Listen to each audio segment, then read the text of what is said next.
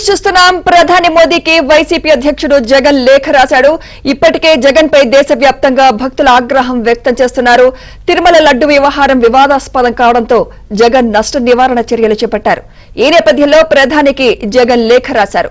మోదీకి ఏపీ వ్యవహారాలపై ఏకరువు పెట్టిన జగన్ లేఖలో చంద్రబాబుపై విమర్శలు గుప్పించారు. తిరుమల ప్రతిష్టను దెబ్బతీస్తున్నారని లేఖలో జగన్ తెలిపారు.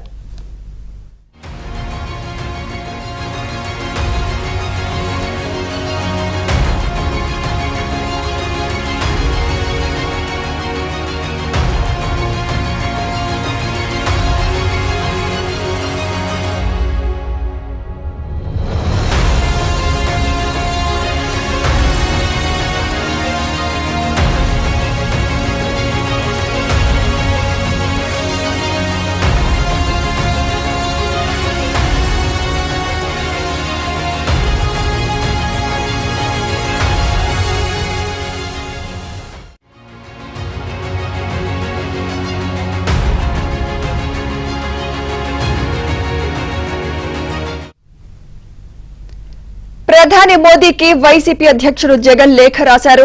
ఇప్పటికే జగన్ పై దేశవ్యాప్తంగా భక్తుల ఆగ్రహం వ్యక్తం చేస్తున్నారు. తిరుమల లడ్డు వ్యవహారం వివాదాస్పదం కావడంతో జగన్ నష్ట నివారణ చర్యలు చేపట్టారు. ఈ నేపథ్యంలో ప్రధానికి జగన్ లేఖ రాశారు. మోదీకి ఏపీ వ్యవహారాలపై ఏకరువు పెట్టిన జగన్ లేఖలో చంద్రబాబుపై విమర్శలు చేశారు. తిరుమల ప్రతిష్టను దెబ్బతీస్తున్నారని లేఖలో జగన్ తెలిపారు.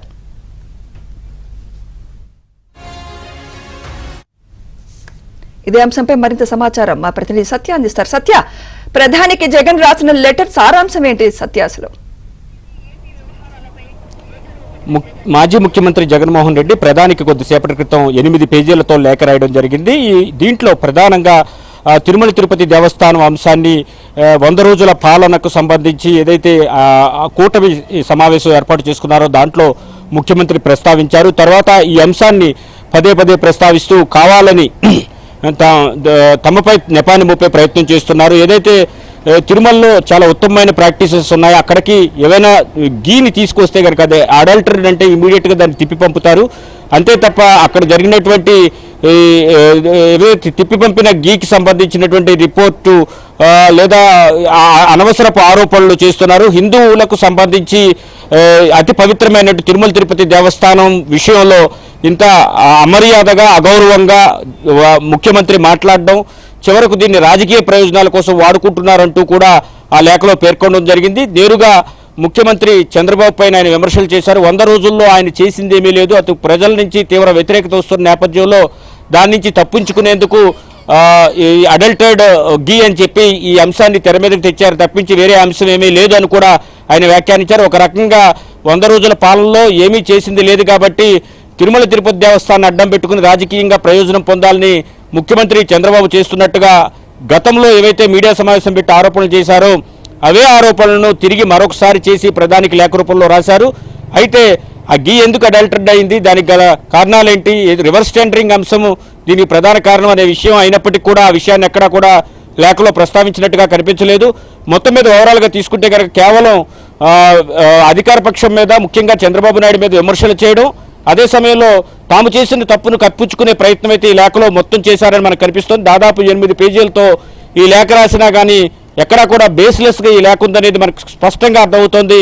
ముఖ్యంగా తిరుమల తిరుపతి దేవస్థానం విషయంలో చంద్రబాబు ఏదో మహాపరాధం చేసినట్టుగా లేఖలో పేర్కొన్నారు తప్పించి తాము చేసిన తప్పిదాన్ని ఒక రకంగా సమర్థించుకునే విధంగా కూడా ఆయన మాట్లాడినట్టుగా మనకి ఈ లేఖలో కనిపిస్తోంది.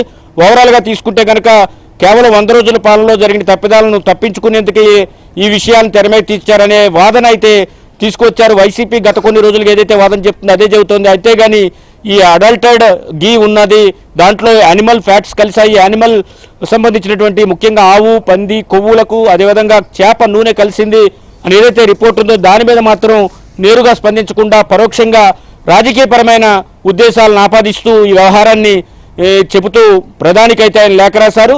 దీని మీద పూర్తి స్థాయిలో చర్యలు తీసుకోవాలని కూడా ఆయన లేఖలో కోరడం జరిగింది. రైట్, థ్యాంక్ యూ సత్య.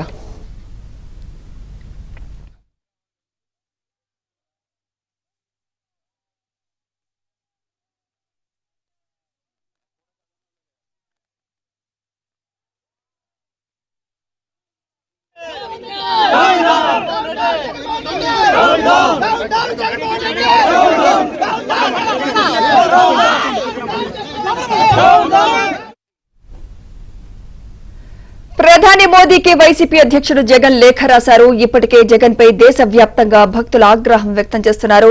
తిరుమల లడ్డు వ్యవహారం వివాదాస్పదం కావడంతో జగన్ నష్ట నివారణ చర్యలు చేపట్టారు. ఈ నేపథ్యంలో ప్రధానికి జగన్ లేఖ రాశారు. మోదీకి ఏపీ వ్యవహారాలపై ఏకరువు పెట్టిన జగన్ లేఖలో చంద్రబాబుపై విమర్శలు గుప్పించారు. తిరుమల ప్రతిష్టను దెబ్బతీస్తున్నారని లేఖలో జగన్ తెలిపారు.